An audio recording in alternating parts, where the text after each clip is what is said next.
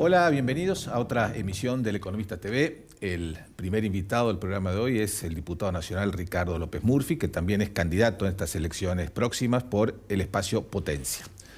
Bueno, Ricardo, lectura tuya del gran tema del día, que fue la reunión entre los presidentes Trump y Milei. Sí, digamos, yo quedé un poco, como diría, con una sensación amarga, porque la conferencia de prensa fue del presidente Trump y de Scott Bessent. Prácticamente no escuché a la delegación argentina. No fue el formato que yo estoy acostumbrado, por lo menos a lo largo de mi vida, que los dos presidentes tenían un atril y hacían sus exposiciones. Fue prácticamente preguntas digamos, focalizadas en Trump y Scott Bessent. Ahora, luego de esta reunión, ¿vos crees que sale una nueva relación entre Argentina y Estados Unidos? El tema del involucramiento de Estados Unidos en la política interna ha sido muy fuerte, no solamente en definiciones para las próximas elecciones, sino también aprobar determinado esquema de política cambiaria. Yo tiendo a pensar que la Argentina tiene hoy una agenda muy importante, que es recuperar su autonomía. Y para recuperar su autonomía tiene que aprender que los desórdenes fiscales, monetarios y cambiarios no solo le cuestan incertidumbre económica, sino le cuestan pérdidas de grado de autonomía. Si yo antes era ortodoxo y creía que había que hacer las cosas con rigurosidad, ahora me he convencido que es el emblema de la independencia nacional. O sea, para no estar sometido a estas circunstancias que hemos estado sometidos, lo mejor sería tener una política verdaderamente autónoma. Eso implica que no debamos estar con la gorra pidiéndole ayuda a todo el mundo. Y para eso se necesita fortalecer nuestro fisco, fortalecer nuestra moneda, fortalecer nuestra reserva, que yo diría un modelo asiático de desarrollo, basado en las exportaciones, en la industria, en la inversión privada y en el empleo privado. Una agenda de vigoroso esfuerzo nacional. Ahora, ¿esos objetivos que vos estás planteando los ves compatibles con el esquema cambiario actual de la Argentina, o crees que tiene que ir a un sistema distinto? Yo creo que nada es compatible con el esquema actual. Yo creo que luego, yo lo hubiera liberado hace tiempo, pero yo creo que Argentina tiene que ir a un sistema como el que usan sus vecinos.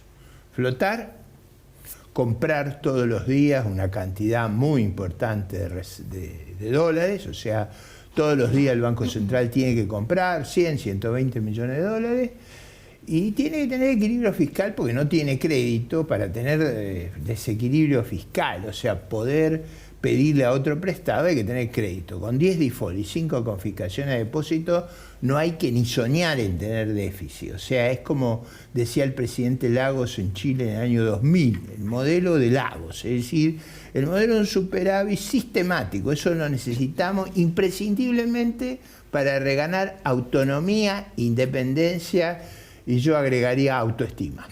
Y la reunión bilateral de hoy, tras este acuerdo que se viene gestando hace ya varias semanas, ¿qué impactos puede tener, ahora que ya sucedió, por más de las distintas vertientes que se podrían tomar, qué impacto puede tener a nivel político por un lado, porque Trump explícitamente habló de las elecciones, Bessent también, del apoyo o no apoyo según los resultados, y por el otro lado en el esquema cambiario y económico?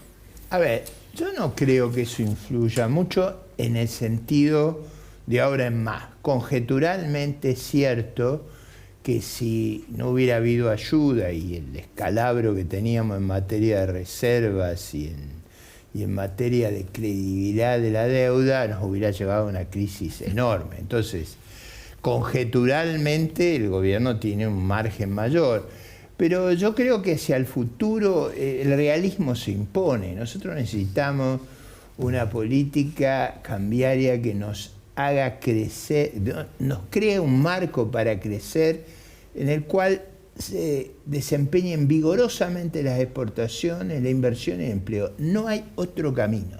El que piense en otro camino es que no está leyendo la realidad con ayuda o sin ayuda. Claro, sin ayuda es mucho más dramático el esfuerzo que hay que hacer. Claro, vos decías recién que en medio de una corrida cambiaria un gobierno no puede ganar unas elecciones. Claro, y sobre ahora, ¿qué todo seguridad nos da esto en esos términos? Porque nos derretíamos, esa era la verdad. Ahora, ¿qué es lo que ocurre? Es cierto que si el Tesoro de los Estados Unidos actúa como actuó Mario Draghi con los países del sur de Europa, cuando dijo whatever it takes, o sea, lo que sea necesario. Bueno, es verdad que en esas condiciones, teniendo un prestamista de última instancia, la inestabilidad tradicional nuestra, debido a las malas conductas que hemos tenido, o sea, 10 default y 5 confiscaciones de depósito, no la tiene cualquiera, no le quita 13-0 a la moneda cualquiera. No tiene gobierno como el de Alberto Fernández, Cristina Kirchner y Massa, cualquiera, y no hace un programa tan equivocado como el que hemos tenido cualquiera. Bueno, ahí hay cierto diagnóstico que tiene que ver con lo que habla Milei, ¿no? La reputación, los default, la herencia. Eso está. O sea, ¿por qué es importante tener en cuenta? Dado eso, nosotros tenemos un programa holgado, tenemos que tener superávit en cuenta corriente, tenemos que tener mucho más de lo que el gobierno pensó. Porque el gobierno no tenía un buen diagnóstico de la crisis. La crisis es muy estructural en Argentina y requiere justamente una afirmación y una convicción de que hemos cambiado. ¿Y hemos cambiado en qué sentido? Que no estamos pensando en robarle a nadie que venga a invertir a la Argentina, en confiscarle a nadie. Es que, a ver, que hemos reganado la visión de Nicolás Avellaneda. Tenemos una sola bandera, un solo honor y un solo crédito. No lo que hemos tenido donde... Pero digo, voy a dar un ejemplo.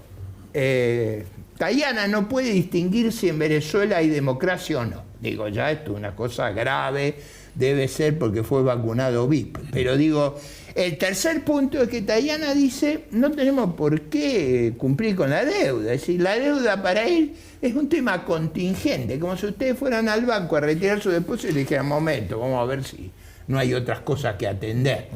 No hay país que funcione bajo esas reglas. No lo hace Uruguay, no lo hace Paraguay, no lo hace Brasil, no lo hace Perú, no lo hace Chile. Entonces, necesitamos holgura por lo que hemos hecho, por la herencia recibida, por las malas políticas y porque hay unos personajes como el kirchnerismo que son una amenaza, eso es verdad. El riesgo Cuca está. El riesgo de gente delirante, que propone cosas delirantes y que ha hecho mucho daño al futuro del país está, eso es evidente. Ahora, no creo que sea eficiente lo que se ha hecho. Lo eficiente es brindarle una alternativa que sea todo lo contrario a ello, como es potencia, por ejemplo. Lo contrario no solo en las políticas económicas, institucionales, sino en la integridad. Bueno, ahora Ricardo, ahí, ¿vos no crees que ha habido un cambio en la actitud de Estados Unidos hacia Argentina? Históricamente, bueno, se acompañaban programas de apertura económica, de liberalización. ¿No crees que ahora se dio un paso más? Y si tenemos ese paso más que actúa casi como un ancla, si querés, transitoriamente, ¿cómo había que aprovechar este tiempo de cierta tranquilidad, si querés, en el frente cambiario para hacer qué tipo de cambios? Yo creo básicamente para liberar los mercados y generar ese vigor exportador. Yo creo que tenemos que comprar reservas a todo lo que da, porque tenemos 10.000 millones negativos, más alrededor de 16.000 vendidos a término, entre lo que vendieron a término y los bonos que emitieron. Entonces, nosotros tenemos una situación increíble en las cuentas externas. Eso es lo que hay que reparar. Hay que pasar. Dujovne decía hoy que los países parecidos a nuestro tienen 20% del PBI de reserva. Nosotros tenemos menos 2% en reserva. Quiero aprovechar que habló de potencia para preguntarle por cómo ve la composición del nuevo Congreso. Va a haber modificaciones desde ya que el bloque de la Libertad Avanza va a crecer. Bueno, en este esquema, ¿qué cree que va a pasar ahí en el Congreso? Y sobre todo, ¿cuál va a ser el esquema de alianzas de potencia y de las fuerzas de centro en general? En general, nosotros tenemos una cosa casi de declaraciones de bondad de propósito. Vamos a acompañar todas las reformas que Argentina necesita, porque primero tenemos el copyright de eso, las inventamos nosotros. Segundo, porque nosotros creemos que tenemos que ser constructivos y fuertes defensores de la estabilidad institucional. Siempre que se afectó la estabilidad institucional se le hizo daño al país. Tercero, cualquier desvarío o exceso de poder por parte del gobierno lo vamos a enfrentar decisivamente y vamos a ser implacables en los temas de integridad. Y en estas reformas que usted dice que tienen el copyright, apareció ya como propuesta formal del gobierno casi la reforma tributaria y la reforma laboral. Ahí acompañarían, ven que el gobierno está tejiendo ciertas alianzas para poder aprobarlo, ni bien aparezca la nueva composición. Los únicos proyectos de reforma laboral que hay en el Congreso llevan la firma de Ricardo Hipólito López Murphy. Hay 20 proyectos que llevan mi firma. Está completo lo que hay que hacer. También lleva mi firma un proyecto de reforma previsional. También lleva mi firma los proyectos de reforma federal.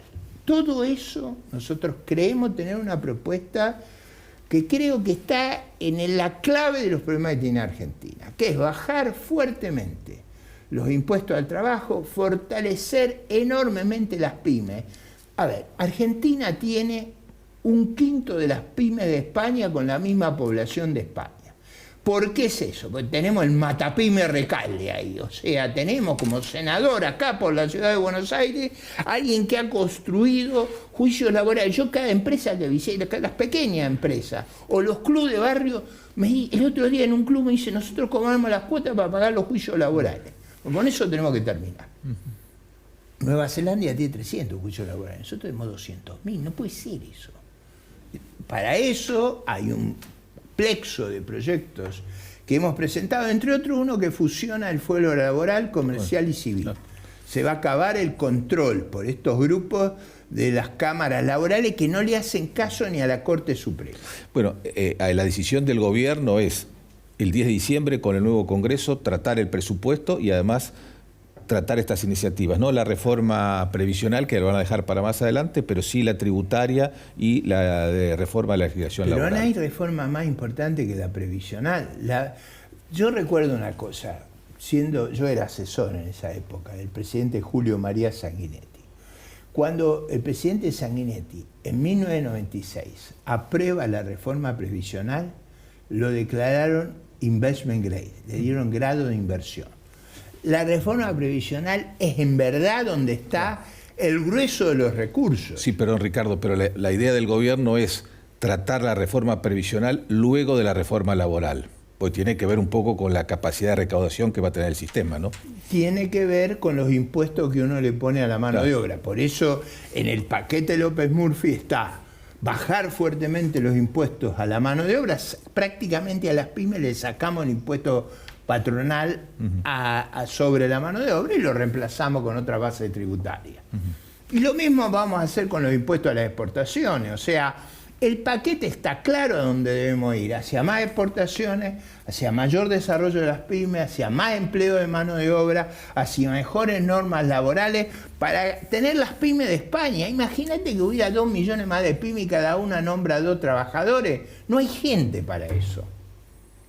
Ese es el programa, el de volver a ganar el pan con el sudor de la frente, no solo la autonomía nacional, es la autonomía de la sociedad civil y dejar atrás la sociedad asistencialista y clientelista.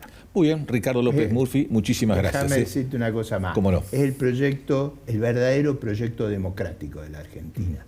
Si no fortalecemos con el vigor de los ciudadanos y los hacemos independientes de todos estos grupos de poder, nunca vamos a tener una sociedad que realmente pueda operar en una república. Muy bien, Ricardo, muchas gracias. Hacemos ahora el primer corte y ya volvemos.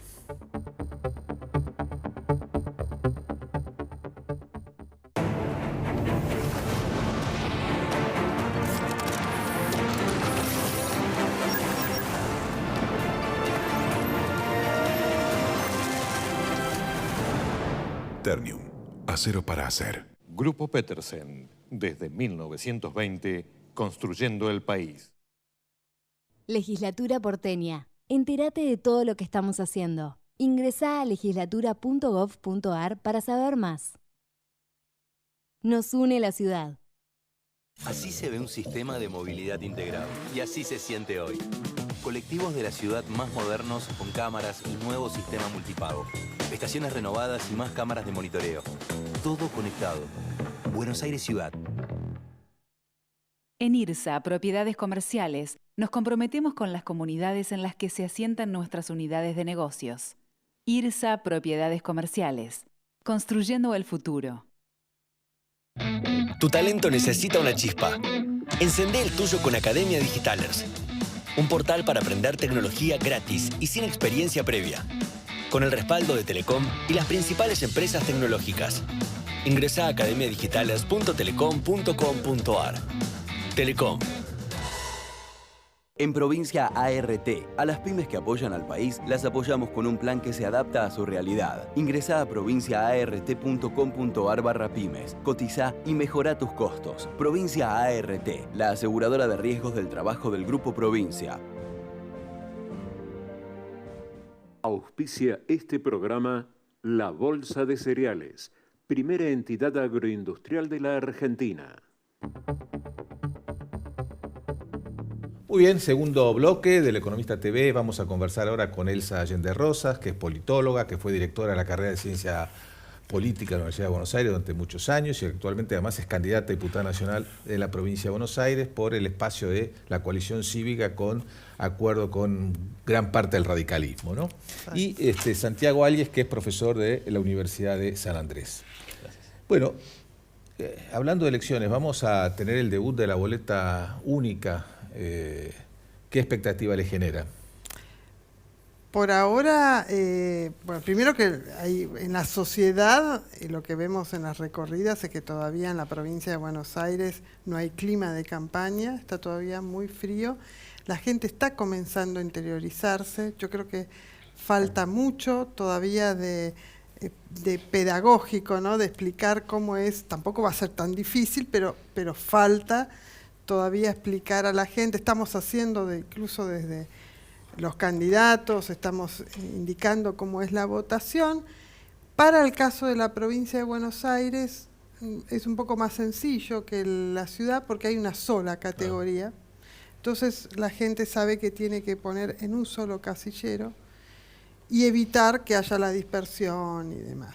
Entonces, la perspectiva es que ya hay en otras provincias, ha funcionado. El tema es que tenemos de acá a las elecciones un tiempo como para seguir concientizando, explicando, porque, aclaro, todavía hay gente que sigue preguntando, digamos, las recorridas que hacemos de campaña siguen preguntando ¿cuándo me llega la boleta? No, bueno, la boleta no va a llegar. Bueno, y además con el episodio de Spert no tuvo un buen debut la boleta única en la provincia de Buenos Aires, ¿no? Sí, exactamente.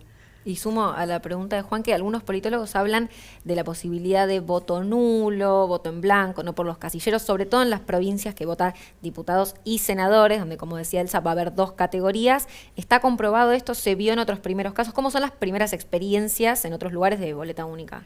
Hay algo de eso. La boleta única tiene una cantidad de ventajas y también representa un cambio en la manera en que la gente está acostumbrada a votar. Como decía Elsa, en los distritos donde se vota, además de diputados, se vota senadores. Posiblemente veamos un poco de eso, de personas que simplemente votan para una categoría y no para las dos categorías que están en juego. Eso es algo que puede llegar a pasar. Lo que yo veo es que tanto los partidos como los candidatos están tratando de hacer campaña alrededor de cómo votar, tratando de indicar cómo votar a sus partidos, sus candidatos. Posiblemente haya un proceso de aprendizaje. Haya un proceso de aprendizaje de que las personas tienen que ir familiarizándose con el instrumento, aprendiendo a encontrar a sus candidatos y partidos en la boleta, y eso posiblemente tome algunas elecciones, pero hemos visto otros cambios de procedimientos en Argentina. En algunas provincias adoptaron voto electrónico, en otras se usa boleta única, y la gente gradualmente se va acostumbrando. Sí, posiblemente eso en el largo plazo tiene efectos sobre cómo los partidos hacen campaña. Mencionaba el hecho de los partidos distribuyendo las boletas en la campaña y haciéndolas llegar en los actos de campaña. Eso va a ir cambiando. Incluso todavía escuchamos a algunos candidatos que hablan de esto, de que la gente se lleve la boleta un poco por el hábito, pero esos hábitos van a ir cambiando con el tiempo. Y Elsa, ¿vos ves una mayor concurrencia electoral ahora? Porque ha estado entre el 50 y el 60% las elecciones locales que se hicieron hasta ahora, con excepción de Corrientes, que fue una elección para cargos ejecutivos. ¿Crees que va a ser mayor la participación por tratarse de una elección nacional? Justamente, por tratarse de una elección nacional y porque todos los medios de comunicación están detrás de un proceso electoral de configuración del Congreso y del Senado, hay un poco más un impulso a que la gente se comprometa. Esta es la elección que vale, esta es la seria, ¿no? Porque uno encuentra también en respuesta gente en la provincia de Buenos Aires que dice, bueno, no, yo en esa no, que era la PASO, incluso hay una confusión enorme. Entonces hay una... igualmente creo que en términos de la provincia de Buenos Aires, todo lo que veo es que toda la maquinaria de los aparatos políticos, de todos los partidos políticos, los intendentes y demás, pusieron mucho esfuerzo en la elección de septiembre y no se está viendo que haya tal impulso, motor, de parte de los trabajos de los territorios, ¿no? Locales. Es como que quedó la elección de diputados quedó descolgado, ¿no? Sola en la provincia de Buenos Aires, y esto está un poco, por eso digo, es distinta en muchos aspectos, ¿no? Y se ve que no hay un trabajo tan intenso de parte de los intendentes. Recién Elsa decía, ¿no? Hay poco clima de campaña, pero Javier Milei está saliendo a hacer una gira por el país. ¿Cómo ves esta campaña ahora de contacto directo, con ciertas propuestas, como hablábamos en el bloque anterior, de reformas? Yo creo que la campaña se hizo más corta, en parte porque la elección de Provincia de Buenos Aires, provincial, fue muy reciente. Creo que eso hizo que la campaña se hiciera un poquito más corta. A medida que nos acerquemos en estas 2 semanas, la atención va a volverse dominante y creo que no va a haber tanto... La atención va a ir directamente hacia la elección. Respecto de un poco en línea con lo que decía Elsa, la participación en Argentina viene bajando históricamente desde hace tiempo. En los últimos años se pronunció un poquitito ese proceso, pero son elecciones nacionales, eso va a elevar un poco el piso. Yo no creo que tengamos niveles de participación muy bajos, lo que no significa no decir nada sobre el hecho de que bueno, estos bajos niveles de participación también están diciendo algo del malestar de los votantes con el contexto general y con la representación política en particular. Me parece que eso está canalizando un poco ese malestar. Elsa, ¿cómo ves vos el Congreso que viene, ¿no? Hay algunas cosas que hay cierto consenso de que la Libertad Avanza va a aumentar su representación. Va a haber un actor nuevo que va a ser Provincias Unidas, que se estima que va a tener entre 25 y 30 diputados. En fin, hay nuevas alternativas. ¿Cómo estás viendo ese nuevo Congreso? ¿Qué dinámica va a tener? Es una reconfiguración completa de los actores. Por supuesto, la Libertad Avanza va a sumar, eso no cabe duda, que va a sumar su representación, aunque va a reemplazar, digamos, los aliados y los apoyos que tenía, por ejemplo, el PRO, ¿no? Claro. Entonces, tampoco es que va a ser un salto tan significativo. Es cierto también que los otros actores, las terceras fuerzas, se van a ir reagrupando en un espacio, digamos, un poco el reflejo de lo que es hoy el electorado en la sociedad. Estamos hablando de 3 tercios, ¿no? Más o menos. Un tercio de apoyo al oficialismo, un tercio de apoyo al peronismo en todo unido y un tercio de apoyo a una fragmentación de partidos y de espacios que son los que tienen más dificultad para después conciliar.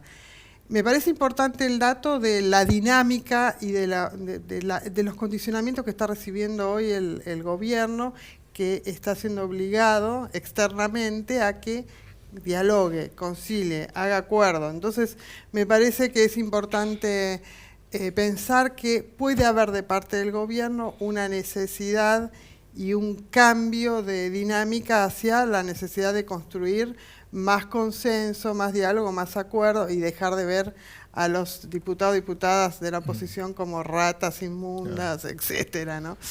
Bueno, perdón.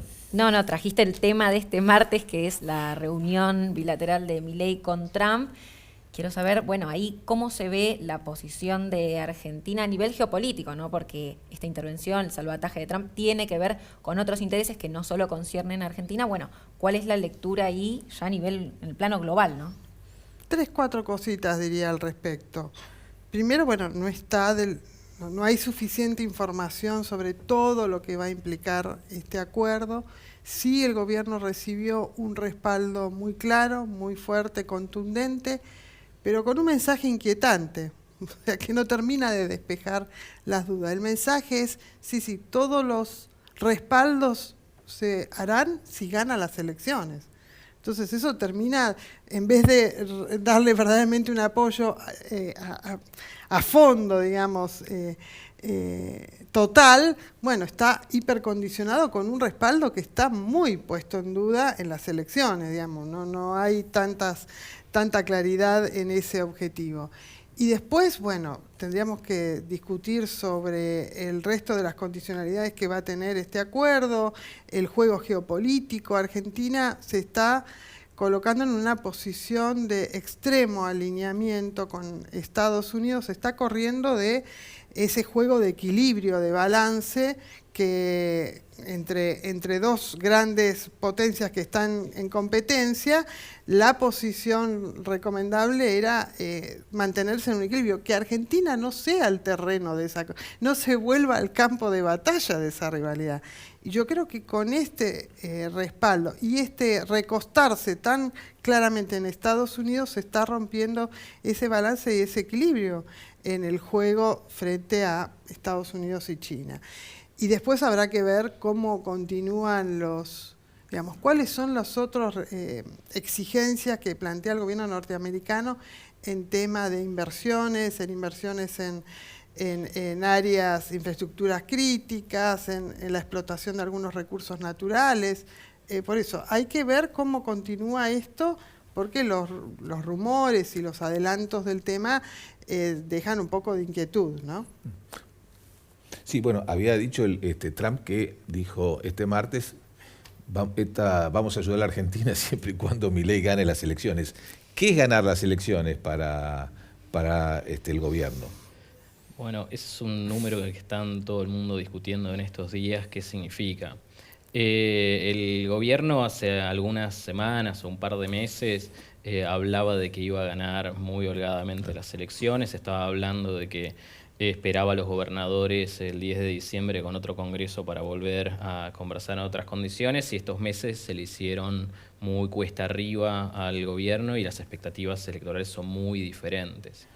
Si en este momento es como un poco de ese juego, el gobierno quiere presentar cualquier resultado como una victoria y la oposición va a querer presentar cualquier resultado en otra dirección. Uno imagina que el gobierno debería poder llegar a ese 35, un poquito por encima de eso en el resultado nacional, pero ese resultado también va a ser leído de muchas maneras si pierde en la provincia de Buenos Aires y si pierde, en qué condiciones pierde. El Congreso, un poco comparto lo que decía Elsa, quizás no va a tener, la Cámara de Diputados en particular, no va a tener cambios tan pronunciados. El peronismo está renovando legisladores de una mala elección, con lo cual no debería perder representación en diputados. El gobierno va a ganar muy posiblemente a costa del PRO y de sus antiguos socios. La pregunta es cómo es que la política lee el resultado. Si la percepción es, bueno, electoralmente fue poco, con una composición legislativa no muy importante, quizás la lectura es, bueno, nos encontramos con un gobierno más débil, y en ese caso, bueno, Estados Unidos en forma bastante directa está invitando al gobierno a conformar una coalición con otros posibles socios. Y posiblemente el gobierno se encuentre ahora sí en esas circunstancias forzado a tener una conversación más constructiva con algunos posibles aliados y reconfigurar en ese caso el Congreso. Bueno, Elsa, vos decías recién que están proponiendo al gobierno que busque acuerdos, que arme coaliciones, pero de hecho el gobierno inicialmente, este gobierno lo hizo, es decir, acordamos la ley base, se obtuvo una mayoría en diputados muy holgada. ¿Qué lo llevó a abandonar ese camino? Y ahora va a tener, en alguna medida, si quiere hacer reformas estructurales, intentar reconstruirlo. Sí, yo creo que cuando empezó a dar señales de debilidad política, empezó a dar señales de que no era tan competente en términos económicos, empezó a fallar un poco el modelo de estabilización económica, se empezó a ver un poco de bueno, recesión económica, casos de corrupción, todo esto hizo que, bueno, y además, como dicen, el gobierno es mal pagador con las provincias y los gobernadores, a todos los fue sometiendo y luego se rebelaron, es como que se combinaron todos los elementos para decir, bueno, hasta acá llegamos. Ahora, sí, si querés dialogar y querés acordar, vas a tener que ceder un poco más, digamos. Perdió ese lugar de fuerza y pasó a un lugar más a la defensiva y tratar de construir un espacio, ¿no? Y esta foto de este martes, ¿no? Ya venía viendo fotos, reuniones, viajes, pero bueno, muy consolidada, ¿no? Entre Milei y Trump directamente, con un salvataje que se habla histórico, ¿no? Muy poco común, de intervención directa de Estados Unidos. ¿Qué impacto tiene para las elecciones? ¿Tiene impacto directo en la opinión pública? ¿Tiene más que ver con el clima? Mira, a mí me llama la atención algo. En términos financieros, yo siempre creí que la vulnerabilidad financiera, la necesidad de financiamiento externo de Argentina era la principal variable para definir la política exterior. O sea, estás tan necesitado de financiamiento, ya sea del Fondo Monetario, de las fuentes que sea, que te empieza a recortar tus opciones, ¿viste? Y esto es lo que vemos en este gobierno. No hay ejemplo más claro de eso que el gobierno de Milei. Y lo que vimos en segundo lugar es que este modelo de estabilización se fue quemando todos los recursos que consiguió de financiamiento. El blanqueo, desapareció. Lo que fue la ayuda del Fondo Monetario, se gastó. Apareció después las distintas medidas que tomó el gobierno en términos de retenciones y poder recaudar un poco más, se quemaron. Y ahora tenemos esta ayuda, swaps, bueno, respaldo que tenga. Yo creo que veremos cómo es la señal, pero me parece que no hay, porque no se han cambiado las causas de esa dinámica, de seguir detrás de una tensión campaña. Me parece que las causas fundamentales no se han modificado, entonces la lógica va a seguir comprar campeón. No, bueno, se ganó un tiempo y hay que ver cómo se lo aprovecha, ¿no? Ahora, yendo al tema de los acuerdos, hay también en el discurso del gobierno algo quizás muy defensivo, cuando dice queremos el número de 80, 85 para bloquear eventualmente un juicio político, para poder sostener los eventuales vetos que se hagan a las iniciativas del Congreso o mantener los del gobierno. No debería pensar, eso parece una posición muy defensiva. En vez de pensar en los votos que necesito para sostener mis vetos, habría que pensar más bien en cómo construyo mayorías para que no salgan leyes que yo ideológicamente me veo obligado a vetar. El gobierno dejó de pensar en algún momento de querer construir una mayoría legislativa, aunque sea operativa. Nunca tuve interés en formar una gran coalición o algo por el estilo, pero sí... en ese periodo que va en 2024, desde que fracasa por primera vez cuando intenta pasar la ley de base, hasta que finalmente lo logran y siguen avanzando ese año, cambiaron completamente esa actitud, empezaron a ser mucho más cooperativos con otras fuerzas políticas relativamente más cercanas, definitivamente con el PRO, pero con otros potenciales aliados para construir legislación desde el Congreso. Terminado ese ciclo, posiblemente, no sé, en algún momento hacia finales de ese año, en parte quizás porque la situación económica, el gobierno percibió que era mejor, como resultado del blanqueo la actividad económica estaba repuntando y demás, se sintió más confiado y volvió a esa estrategia mucho más unilateral. Este año la estrategia unilateral fracasó rotundamente, el gobierno se dedicó a perder votaciones una y otra vez en ambas cámaras. Ahora la pregunta es si está en condiciones de tratar de maniobrar y apostar a una estrategia política distinta con una nueva conformación del Congreso y asumiendo un contexto político diferente del que tenía. Bueno, y hay como dijo él, hay una presión externa también para lograr ese objetivo. Yo creo que es lo que hoy más va a empujar al gobierno a tratar de cambiar su lógica de comportamiento y relacionamiento con los otros actores. El gobierno se cansó se peleó con todos los sectores, se peleó con el periodismo, se peleó con los gobernadores, se peleó con los legisladores, o sea, el nivel de parado en una loma, es decir, yo acá voy a ganar, arrasar en las elecciones, esto que vos decías, que se cumplió de alguna manera, por ejemplo, en la ciudad de Buenos Aires, la apuesta fue bastante... pero después creía que iba a llegar llevándose todo puesto y ganando en pureza también, de alguna manera. Entonces se dedicó a esta. Y ahora cuesta recomponer después, cuesta recoger el hilo cuando vos ya hiciste un daño total en el vínculo con los otros actores, ¿no? Entonces es lo que tiene que hacer ahora, urgido por la presión externa, ¿no? Ilse, ¿cuál es el aporte de esta campaña que hacen ustedes en la lista que tenés con Juan Manuel López y el caso tuyo en la provincia de Buenos Aires? Sí, esta es una lista. Nosotros creemos que podemos ofrecer y que ofrecemos una opción distinta. Nosotros decimos una alternativa coherente, seria para el Congreso, basada en unas coincidencias profundas que tenemos entre la coalición cívica y la historia del radicalismo, que tiene que ver con la lucha contra la corrupción, que hoy es un tema central para los argentinos, la búsqueda de mayor transparencia, la búsqueda de calidad institucional, que en este proceso de urgencia y de emergencia no arrastremos y no arrasemos con todas las instituciones, pero también de coincidencias en que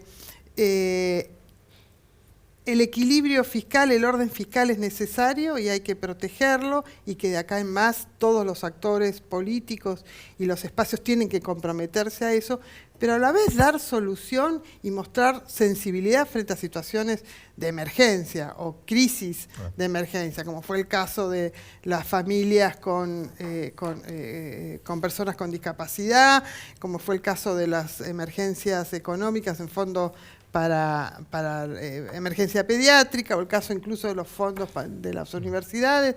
Decimos, equilibrio fiscal, orden fiscal sí, pero digamos, reacomodar y priorizar y ordenar ese gasto para poder cubrir esas necesidades. Y además ejercer un control y un límite al poder, ¿no? Eso creo que es una de las tareas del Congreso. Para terminar, Santiago, ¿ves algún cambio sustancial, por ejemplo, en el Senado también? ¿O crees que, dijiste que el diputado no va a haber tantos cambios? ¿Crees que en el Senado sí los va a haber? En el Senado sí, en el Senado el gobierno debería conformar un bloque más numeroso. La elección que se renueva en el Senado es la elección de 2019, que el peronismo ganó. Sí, de 2019, me estaba confundiendo. De 2019 que el peronismo ganó, donde entonces el peronismo tiene muchos senadores que defender y el gobierno no tiene nada que renovar en esos lugares. Entonces, la bancada del gobierno de la Libertad Avanza en el Senado va a crecer y lo va a poner en una situación posiblemente que también lo acerque a tercios en el Senado, pero que le dé bastante más poder para, por lo menos en el Senado, ser capaz de defender vetos o diferentes votaciones que con minoría puede llegar a defender. En el Senado sí, el gobierno va a mejorar su posición. Muy bien, Santiago Allies, Elsa Allende Rosas, a los dos muchísimas gracias por habernos acompañado. Ahora hacemos el último corte y ya volvemos.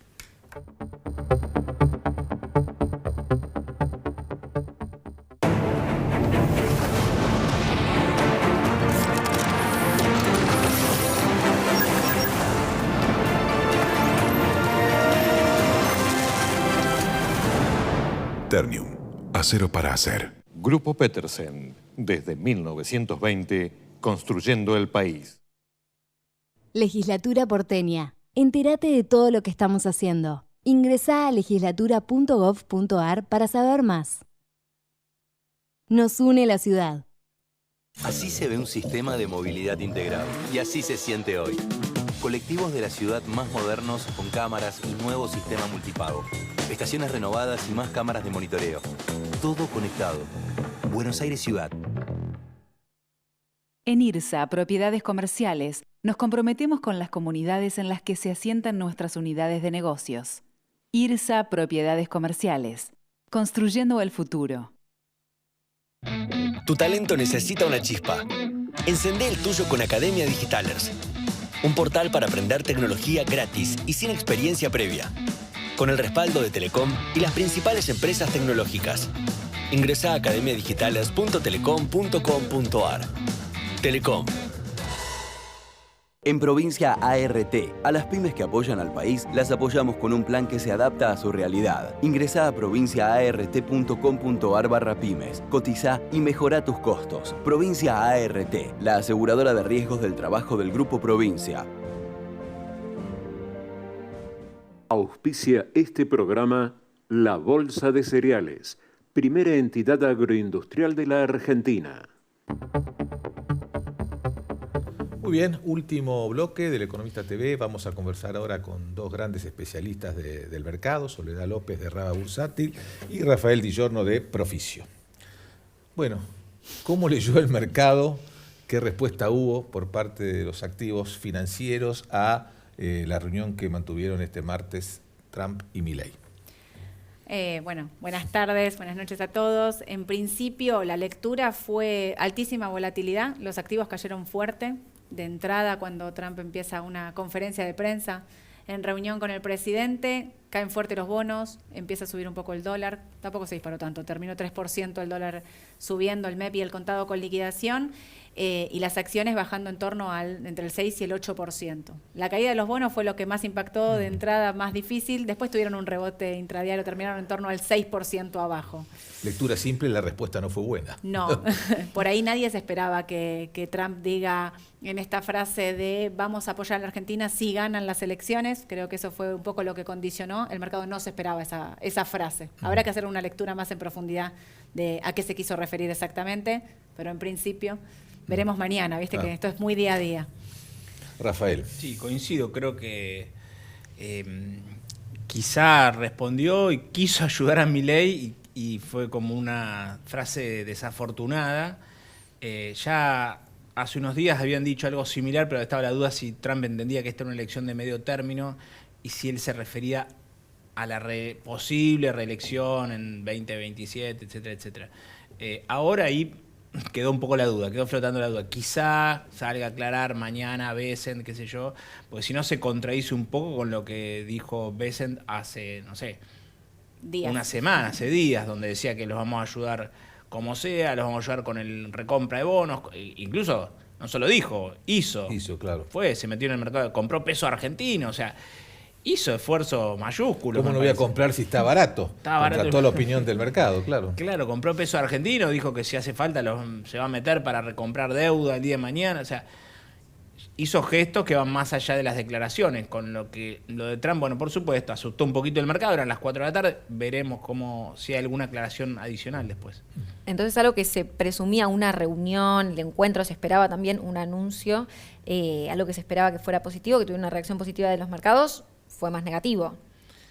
Y los mercados miran las sutilezas de los mensajes, ¿no? Hay veces que sobreinterpretan lo que pasa. Tendremos que ver después si hay nuevas aclaraciones, hasta dónde Trump está metido en el caso Argentina en los detalles o no, o solo eso lo lleva a Bessent, que está días reunido con Caputo. En fin, veremos. ¿Cómo creen que va a seguir el esquema cambiario? Porque hasta el salvataje, digamos, para llamarlo de alguna manera, de Estados Unidos, todo el mundo descontaba que luego de las elecciones venía un nuevo esquema cambiario. Ahora, la ayuda de Estados Unidos puso en duda eso. ¿Ustedes creen que de todas formas tenemos que pensar en un esquema cambiario diferente que permita acumular reservas? Yo creo que ellos son muy claros constantemente en decir que el esquema de bandas no se va a modificar ni ahora ni poselecciones. Obviamente que el mercado siempre, como decía Rafa, está buscando ahí la sutileza o dónde podría ser que esto no se diera. Me parece que el hecho de que aparezca el Tesoro de Estados Unidos, acá, digamos, hoy te decía, baja todo muy fuerte y el dólar sube 3%. Eso tiene que ver con que vos tenés un jugador muy fuerte en el mercado que te está diciendo el esquema de bandas de flotación no se va a modificar. Quiero creer que eso va a realmente ser así. Por más que el mercado ponga a precio y pase a precio otras cosas, digamos, cuando uno mira unas letras y demás, todo está por encima del techo de la banda de flotación. Las palabras a hoy siguen siendo, va a quedarse donde está y nada va a modificar este esquema. Creo que nos encaramos a días de una elección donde el resultado sí va a ser que muchas cosas se pongan sobre la mesa y quizás no es ese techo, quizás sí en las bandas de flotación con otro esquema. Podría darse también eso, que sigan, en vez de aumentar al 1%, que eso cambie. Creo que todo está puesto sobre la mesa. El mercado desconfía de que esto vaya a ser así, no en el corto plazo, sí poselecciones. ¿Y el riesgo país lo ven bajando en este contexto? Perdón, que te agregue algo más ahí. la realidad es que una cosa es el corto plazo, que por supuesto las elecciones con este apoyo fuerte no se te va a ir de la banda, pero hacia adelante en algún momento la lógica indica que tenés que tener un tipo de cambio real más alto para acumular dólares, para cubrir todos los vencimientos, los préstamos de swap, de lo que sea, que en algún momento hay que devolverlo, etcétera. O sea, en algún momento el dólar tiene que salir de este esquema. O sea, no podés tener un esquema de bandas ad infinitum, o sea, subiendo. Rafael, vos no coincidís con Bessent, el peso no está barato para vos. No, a veces lo está haciendo como un apoyo, pero en definitiva, uno no puede ir depreciando 1% a la banda todos los meses. La inflación es del 2. O sea, Bueno, hoy justo salió el índice de inflación, ¿no? 2,1 dio el mes pasado. Bueno, que es una buena inflación. O sea, yo creo que no hay que tratar de llevar la inflación a cero en forma inmediata. Es una inflación lógica desde donde venimos. No hace falta forzar lo que no se puede. O sea, la inflación tiene que ir bajando quizá más lentamente, pero bueno, pero el tipo de cambio eventualmente tiene que ir a un régimen donde con apoyo americano quizás sirva para intervenir en forma sucia, como se llama, si hay un overshooting, lo que sea, pero necesitas un tipo de cambio que te permita juntar todas las reservas, que el mercado se tranquilizaría mucho si ve las reservas en el Banco Central, e incluso la demanda de pesos también aumentaría bastante si ve reservas en el Banco Central. ¿Y qué impacto podría tener el resultado electoral? Hay mucha incertidumbre también, las encuestas no demuestran un claro triunfo del gobierno, tampoco se sabe con qué diferencia podría ser. ¿Qué impacto puede tener? Bueno, Juan nombraba el riesgo país, en el dólar, más allá del esquema cambiario, en la inflación, bueno, en todas las aristas que puede tener el resultado de estas elecciones. Bueno, yo creo que, digamos, acá uno puede pensar, falta muy poquito, pero son ruedas donde cada rueda está jugando muy fuerte. No va a ser lo mismo llegar con un Merval, digo, el 24 de octubre, que va a ser el último día donde operemos, no va a ser lo mismo llegar con un Merval de 1.000 puntos que llegar con un Merval de 1.400, 1.500 puntos. Claramente ahí vamos a tener que ver dónde quedamos parados a esa fecha y si el resultado va a mover las acciones y los bonos, el riesgo país y todo. No es lo mismo un oficialismo ganando que un oficialismo perdiendo por 2, 3, 4 puntos, que un oficialismo perdiendo por más de 10 puntos. Claramente están todas las cartas abiertas, las encuestas a veces uno ya le duda porque no han dado resultados. Hay motivos para la Tal duda. cual, no hay resultados, digamos, que uno pueda prever. Me parece que para el inversor lo que sí tiene que pensar es desde qué lado y qué riesgo quiere asumir, cómo encara su cartera, la diversificación y decir, bueno, si quiero tener Argentina, asumo el riesgo, ¿con qué porcentaje de mi cartera voy a querer asumir ese riesgo? Creo que eso es un poco lo que se tiene que llevar el inversor de acá al 24 para poder pasar ese fin de semana tranquilo. Claro, el tema no es solamente el resultado de las elecciones, que más allá de que las dudas que nos puedan generar las encuestas, hay algunas certezas, por ejemplo, de que la Libertad Avanza va a mejorar su representación parlamentaria por parte de un piso muy bajo. Pero el tema quizás más importante que ese número sea la actitud posterior del gobierno, si hay una decisión política de buscar acuerdos, de consensos para las reformas que hay que hacer. Eso me parece que es más importante que sumar un senador más o un senador menos. Claro, porque si uno lo mira, ¿cómo lo mira el mercado? ¿No? Al mercado no le importa, o sea, le importa sí que la cantidad en valor absoluto de senadores y diputados y idealmente tener un tercio que con esto de poder mantener los votos, etcétera. Pero en definitiva el mercado lo mira como una encuesta para dentro de 2 años. Claro. Dice, ¿qué chances hay de que vuelva el sector que al mercado no le gusta? Esa es en el fondo la cuestión. Entonces, aún si no hiciera una elección muy buena, que es lógico, la economía hoy está media parada, media recesiva, es raro que hagas una excelente elección. Lo lógico sería que no te vaya tan bien.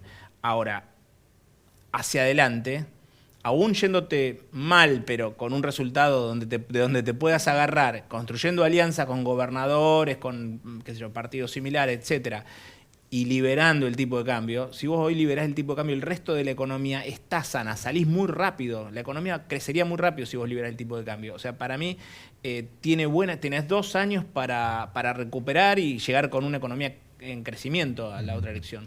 Bueno, vos estás mandando un mensaje muy optimista, Rafael. Decís que la economía está sana y al mismo eso desde el punto de vista económico y desde el punto de vista político estás diciendo bueno que hay sectores con los cuales el gobierno puede negociar y con los cuales llegar a acuerdos, ¿no? Yo creo que tiene que negociar. Creo que más allá de cómo le vaya en la elección, coincido con lo que dice Rafa, creo que tiene que llegar a consensos para poder, o sea, obviamente le va a ir mejor porque como decías vos parte de un piso muy bajo, claro, pero que es necesario para los próximos 2 años que logre consensos para poder avanzar también en las reformas que quiere implementar y que es lo que desde el lado de vista del mercado se está esperando. Rafael, recién hablabas de estas elecciones intermedias como una encuesta para el 2027 e implícitamente el riesgo Cuca, ¿no? Hoy ya lo nombramos, esto que el gobierno dice, bueno, el problema es si puede volver, por ejemplo, el kirchnerismo o algún sector del peronismo a gobernar. ¿Qué resultado le preocuparía a los mercados? ¿Qué distancia entre el oficialismo y el peronismo alarmaría a los inversores? Bueno, a ver, yo creo que el mercado de alguna forma lo tienen a Kicillof un poco como el que hizo ciertas acciones, YPF, todo eso, simboliza eso. Entonces, lógicamente, hubo en su época las tarifas de las energéticas, son gran parte de las bolsas estaban pisadas, la deuda de Buenos Aires siempre se pagó, pero se renegoció 2 años renegociando deuda, o sea, tienes un poco ese perfil que pareciera que no muy favorable a los mercados. Entonces, lógicamente, el inversor se asusta un poquito frente a esa opción. Yo creo que hoy Milei, si saca, no hay una expectativa de que saque 45 puntos. Entre 30 y 35 puntos, el mercado hoy se queda tranquilo. Sí. O sea, no es que espera. Ahora, si saca 28, 27, y sí, va a caer el mercado, sí. Esa es la expectativa, entonces, más o menos manejarse en esos números. Lo que pasa es que tampoco garantiza nada hacia futuro. Las elecciones de medio término en Argentina no han sido siempre buenos predictores de lo que ocurra después. Mejor caso es el 2017, ¿no? La elección de Macri, que fue, digamos, un resultado soñado para los mercados y, sin embargo, 2 años después perdió las elecciones.